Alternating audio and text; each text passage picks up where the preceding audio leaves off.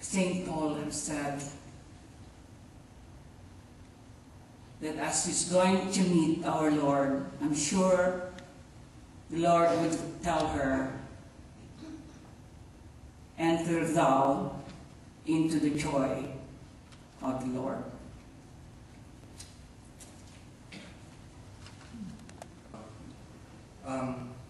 I first got to know Nana Beth back in 1991 when I first got here to study at Fuller Seminary. I got acquainted with Asbury Methodist Church back then in Alhambra, and so I was able to get to know Nana Beth and Jonathan and the rest of the members.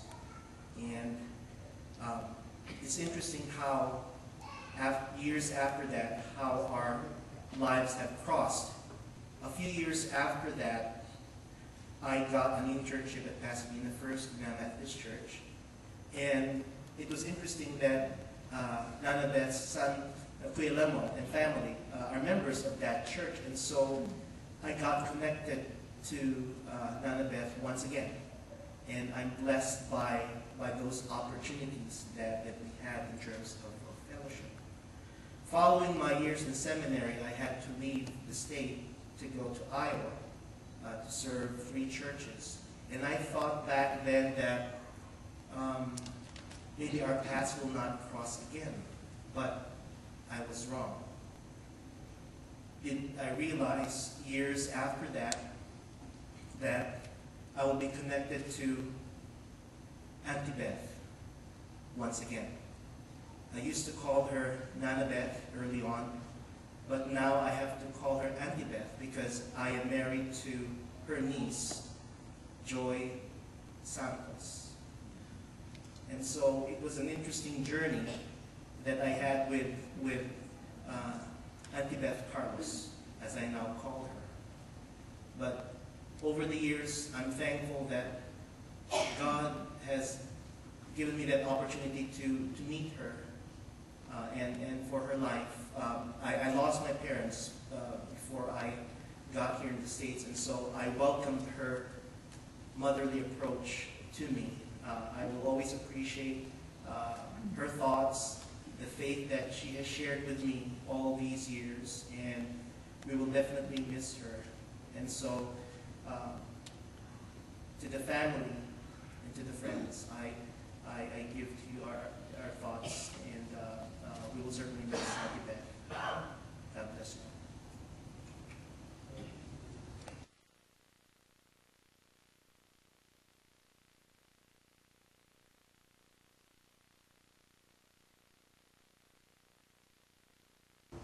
Death is tragic, for when one dies from a lingering illness, from a brief illness, from maybe a single bullet wound, or some crazy man who stabs an individual, truly death is tragic.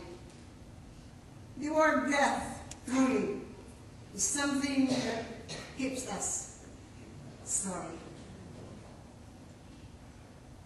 Death, truly, is a cessation of all bodily functions. And when we speak of death, it means the end of life, a very precious gift from the Lord. When I heard of Beth's departure, I was shocked. I was shocked because I was living a little bit far from my residence. They say, Beth, when only last Sunday, I gave her the lace from Hawaii because I wanted really to give her a good image. She was very pretty in that lace that I gave her, seated on that wheelchair, which I am also using sometimes. And I could hardly believe that she was going ahead of me when I am 6-7 years her senior.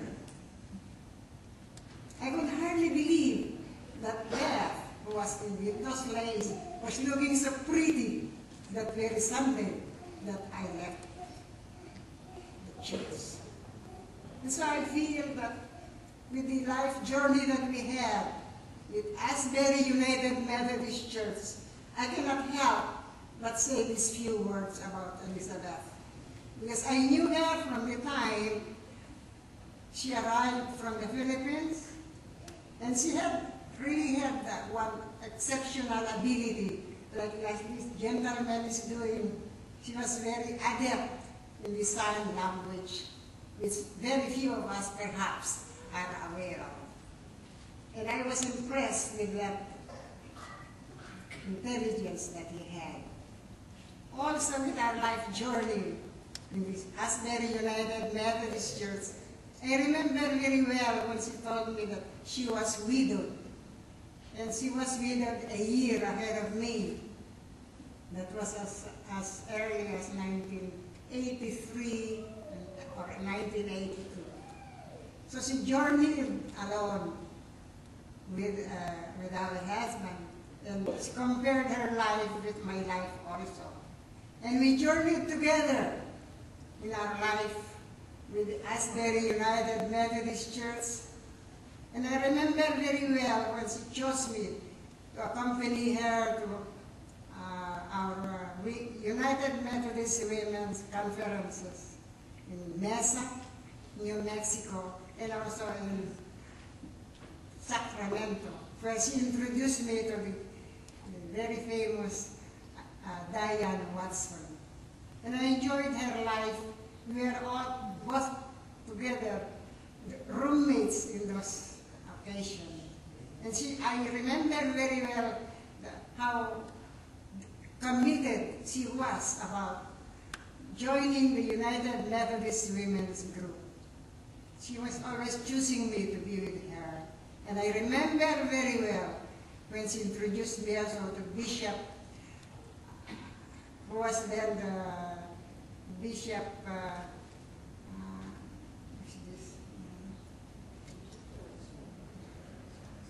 Bishop Marian, yeah, and also the other bishops.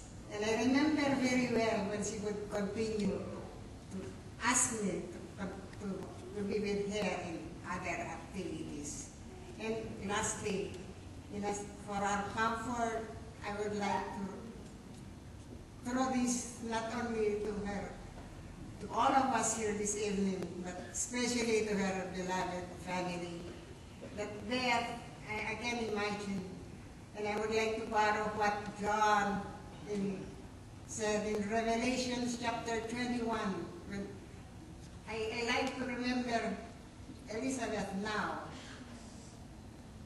passing through those pearly gates, when she said, when John said that he was beholding the new city, the new Jerusalem, where a place where there is no more pain, no more death, no more tears, for the Lord will be there to wipe those tears away.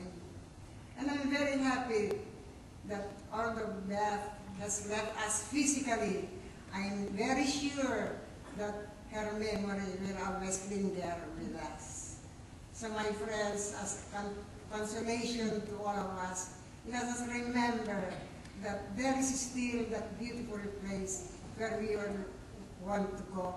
And although Elizabeth went ahead of me, I'm wondering if she would be there to greet me also when I join that beautiful, beautiful place called the New Jerusalem, or the New City, where there is no more pain, no more sorrow, no more illness, and no more tears. For the Lord will be there to wipe those tears away. Thank you.